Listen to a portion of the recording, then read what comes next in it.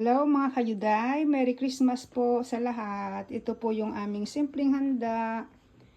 Mayroon po kaming spaghetti with seafood, with shrimp pala. Tapos ito yung isda sa niluto ko sa oven. Ito yung sa atin parang yung parte ng hamon na ginagawa. Ang tawag dito ay arosto. Plus, ito kasama niya ang baked na yung sa oven na potato. Ayan po. Ito naman yung dessert natin. Ito po yung traditional dito sa Italia, yung pandoro. Tapos, mayroon po tayong ginawa kong tiramisu with strawberry.